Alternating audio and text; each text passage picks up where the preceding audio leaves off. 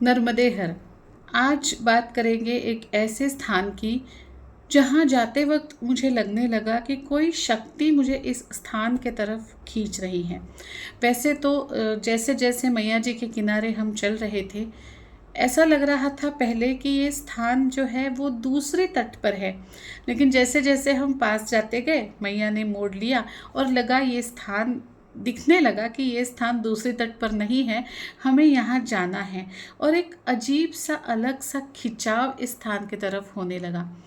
ये एक त्रिकोणाकार स्थान है और एक बड़ी सी टेकड़ी है जिसको खोद करके छोटी छोटी सीढ़ियाँ जिसमें बनाई हुई हैं, और जैसे जैसे एक एक सीढ़ी हम ऊपर जाते चढ़ते जाते हैं वैसे वैसे वो जो खिंचाव है वो और तीव्र महसूस होने लगता है। ये स्थान है अनघोरा। नर्मदे हर। नर्मदा परिक्रमा एक विलक्षण अनुभूति के 72वें पर्व में मैं डॉक्टर सुरुचि अग्निहोत्री नाइक आप सभी का स्वागत करती हूँ। पिछले पर्व में मैंने कहा था कि ये स्थान जो है अनघोरा, ये मुझे विशेष प्रिय है क्योंकि यहाँ मुझे कुछ मिला। तो आज बात करेंगे अनघोरा के अनुभूतियों की। जैसे जैसे हम इस स्थान की तरफ जाने लगे तो वहाँ के जो महंत है स्वामी उन्मेषानंद जी, उन्होंने हमें दूर से आते हुए देख लिया और आते ही वो मराठी में बोलने लगे, या ताई, आज इथेच राहायचं आहे तुम्हाला, जाऊ देणार नाही आहे हो मी। और फिर हमने भी सोचा कि आज यहाँ विश्राम कर लेते हैं। बातों बातों में जब इस जगह का इतिहास पता चला तो महसूस हुआ कि यहाँ पे जो कंपन है, यहाँ पे जो शक्ति है, ये क्या है। उन्मेषानंद जी जो मूलतः वकीली पेशा वाले थे, वो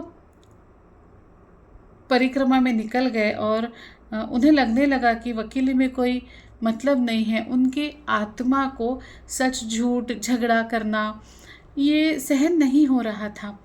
ये सात्विकता की एक पहचान भी है। और वो निकल पड़े। जब वो इस जगह पर, इस गांव में आए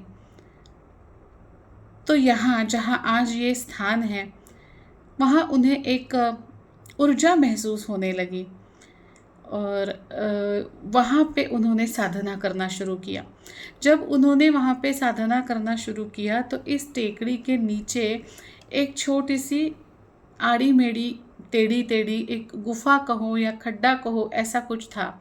कुछ दिन साधना करने के बाद उन्मेषानंद जी को यही जगह अच्छी लगी और उन्होंने कोई मज़दूर बुला करके उसे थोड़ा सा आकार दिया, एक दरवाजे का पत्थर बनवाया और वो वहीं पे साधना करने लगे। अब गांव वालों ने या आसपास वालों ने जब देखा कि ये कोई आदमी है जो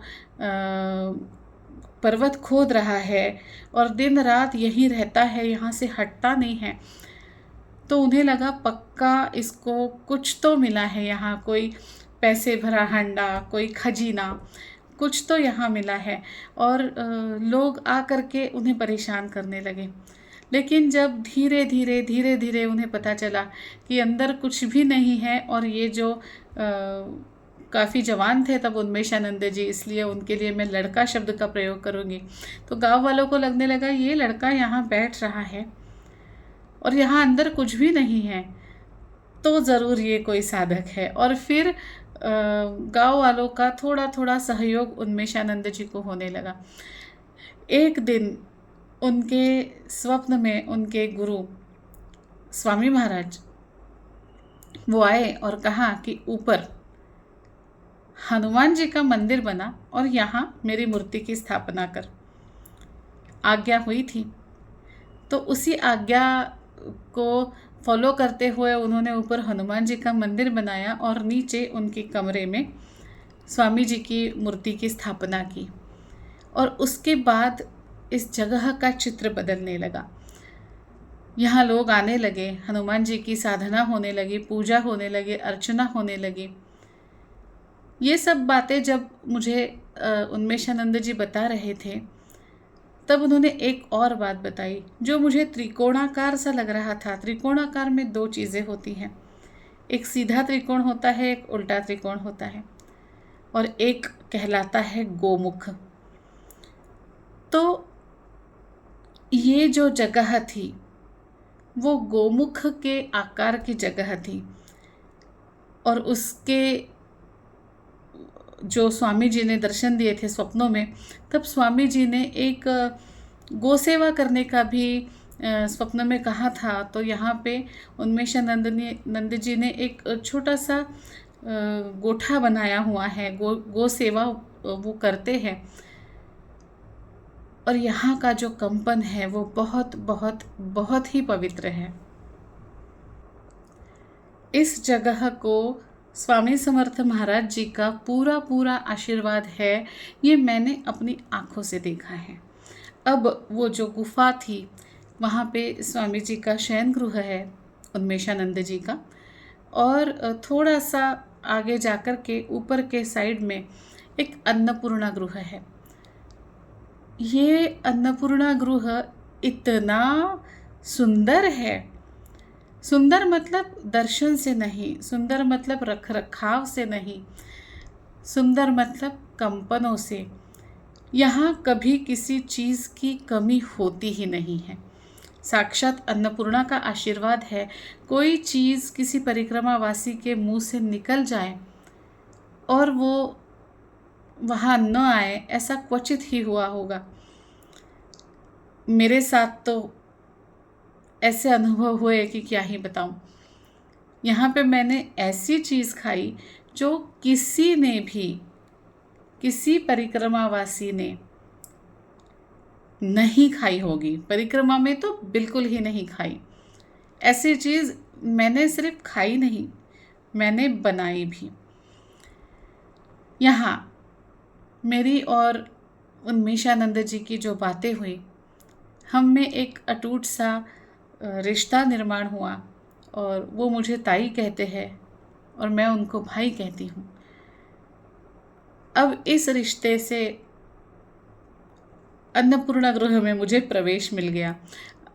वैसे तो इनके अन्नपूर्णा गृह में कोई प्रवेश नहीं करता है, लेकिन अन्नपूर्णा माँ की कृपा रही, स्वामी समर्थ जी की कृपा रही, और थोड़ा सा सेवा का मौका मुझे मिला। अब हुआ ये कि मेरी जो पीएचडी है वो आहार शास्त्र में हुई है, डॉक्टरेट। और उन्मेषानंद जी वहाँ सिर्फ परिक्रमावासियों की सेवा नहीं करते, गांव के या आजू बाजू के लोगों की जो ज़रूरतें होती है उनको भी पूरी करने की कोशिश करते हैं। एक पढ़े लिखे इंसान होने के कारण उन्होंने मुझे पूछा कि ताई, यहाँ पे जो बच्चे हैं उनकी तबीयत के लिए बहुत ही ऐसा देखा गया है कि खान पान में किसी तरह की कमी, या उनकी जो रोग प्रतिकार शक्ति है वो कम देखी गई है, तो ताई आप क्या कर सकते हैं। तो मुझे एकदम से ध्यान आया कि मेरे पीएचडी के समय पे मैंने महुआ के कई सारे पदार्थ बनाए थे, और वहाँ के जो स्थानीय लोग थे उन्हें वो काफ़ी पसंद भी आए थे। तो बस उन्मेषानंद जी ने कहा कि बना लो महुआ के लड्डू। अब अन्नपूर्णा गृह में महुआ के लड्डू बनाने के लिए जो सामान चाहिए होता है वो कुछ भी नहीं था। ना महुआ था, ना उतनी प्रमाण में गुड़ था।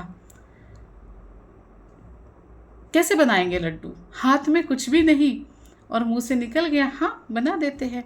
उन्होंने भी कहा आ जाएगा शाम तक। और शाम को उन्होंने शायद फ़ोन किया था किसी को, और शाम को जो जो सामान मुझे चाहिए था वो सारा का सारा सामान मेरे सामने आ गया। मेरे ज़रूरत से कई ज़्यादा मात्रा में आ गया। तो मुझे तो सिर्फ महुआ के लड्डू बनाने थे, लेकिन अब मैंने महुआ की खीर भी बनाई थी। अब मैंने महुआ के अचार की भी तैयारी करके रखी थी, हालांकि मैं अचार नहीं बना पाई। तो ये मैंने अपनी आँखों से देखा है कि कुछ भी ना होते हुए मुँह से बात निकल जाती है। महुआ कोई ऐसी चीज़ नहीं कि बाज़ार जाओ और ले आओ, ये सबसे पहली बात मैं आपको बताना चाहूँगी। महुआ चुनने वाली महिलाएं होती है या लोग होते हैं, वो चुन के अपनी घरों में रखते हैं। ऐसे दुकान दुकान पे महुआ नहीं मिलता है। तो इस महुआ से खीर बनी, इस महुआ से लड्डू बने, और इस महुआ से एक बहुत ही अच्छी चीज़ बनी, क्योंकि जनवरी महीना चल रहा था और मैंने जो चीज़ बनाई, हम इधर तिल गुल बनाते हैं, है ना, तिल गुल घ्या गुड़ गुड़ बोला, आपको पता है। तो वहाँ पे मैंने तिल महुआ बनाया था। मैंने गुड़ की जगह महुआ का उपयोग किया था। खीर में भी मैंने शक्कर नहीं डाली थी। हाँ, लड्डू में थोड़ा सा बांधने के लिए मैंने गुड़ का इस्तेमाल किया था, लेकिन महुआ मूलतः मीठा होता है और महुआ में बहुत ज़्यादा न्यूट्रिशनल वैल्यू होती है और खाने में भी बहुत टेस्टी होता है। तो ऐसे महुआ के लड्डू बने, महुआ की खीर बनी, महुआ का तिलगुड़ बना, और तब से अब तक एक मुझ में और उन्मेषानंद महाराज जी में, भाई जी में एक मीठा मीठा सा रिश्ता बन गया। और परिक्रमा वासियों के लिए आज भी मेरे यहाँ से तिलगुड़ अनघोरा जाता है। अनघोरा में ढेर सारा प्यार बटोर कर और ढेर सारा खाना खाकर हम आगे निकले, और चलते चलते हीरापुर, झीरी, गुरसी, ऐसे करते करते हम रामपुरा पहुँचे। लेकिन रामपुरा का अनुभव मैं बाद में बताऊंगी। पहले बताऊंगी हीरापुर के राजराजेश्वरी मंदिर का अनुभव। यहाँ हुआ यूँ कि हमें जगह ही नहीं मिली। मंदिर था, सब था, लेकिन ऐसा लग रहा था कि हमें कुछ ऐसी जगह सोना पड़ेगा जहाँ ऊपर चमगादड़ लटक रहे हो, बाजू में मधुमक्खियों का बहुत बड़ा छत्ता हो, एक बहुत पुरानी सी टूटी फूटी धर्मशाला थी, उसमें जो वरांडा होता है सामने वाला, उसमें जो सारी रूम्स थी वो बंद थी, उनको ताला लगा हुआ था। एक अजीब सी गंदी सी गंध वहाँ पे आ रही थी। एक भी लाइट वहाँ पे नहीं था, ना पानी की व्यवस्था थी, ना और किसी चीज़ की व्यवस्था थी। बहुत मच्छर थे, मधुमक्खियाँ थी, और एक विचित्र सा कंपन था। और हम बस आसन लगाने ही वाले थे और कुछ हुआ। क्या हुआ बताऊंगी अगले वीडियो में। तब तक के लिए नर्मदे हर। एक बात आपसे और कहना चाहूँगी, जैसे कि आप जानते हो हमने अपने चैनल का नाम अनादि अनंत किया है। मैंने बीच में एक कम्युनिटी में एक पोल भी डाला था कि कुछ नए वीडियो मैं लेकर आना चाहती हूँ, जो मैं नई चीज़ें सुनती हूँ वो आपके साथ बांटना चाहती हूँ। तो उसके ऊपर मुझे वोट्स तो आए, लेकिन बहुत ही कम आए। मैं जानना चाहती हूँ कि आप लोग क्या चाहते हो, क्या मैं नए वीडियोस लेके आऊँ। मैंने कुछ वीडियोस डाले और आप लोगों ने उन वीडियोस को बहुत अच्छा प्रतिसाद दिया है। तो ऐसे ही प्रतिसाद देते रहिएगा। आपके मन में नए वीडियोस को लेकर कोई ख्याल आता है, आपके पास कोई ऐसी जानकारी है जो आप चाहते हो मैं इस अपने चैनल पर शेयर करूं, तो आप मुझे ज़रूर बताइएगा। हाँ, अगर आप भी चाहते हो कि आप यहाँ पे आकर इस वीडियो में आकर ये जानकारी दे, तो हम एक छोटा सा सत्र भी उसके लिए तैयार कर सकते हैं। तो इसके बारे में भी बताइएगा कि आप चाहते हैं कि मेरे साथ आकर के ज़ूम पे हम लोग बात कर सकते हैं, कि ऐसा कोई वीडियो बनाया जाए। आपका सहभाग, आपका सहयोग मेरे लिए बहुत महत्वपूर्ण है। नया नया कुछ लेकर आना चाह रही हूँ और आपका सहयोग चाह रही हूँ, तो इस चैनल को लाइक कीजिएगा, शेयर कीजिएगा, वीडियो को सब्सक्राइब आपने किया है और भी लोगों को बताइएगा और इंतज़ार कीजिएगा अगले वीडियो का। अगले वीडियो में हमें देखना है कि इतनी विचित्र जगह पे हम पहुँचे कैसे और क्या हम वहाँ से निकल पाए या नहीं। धन्यवाद।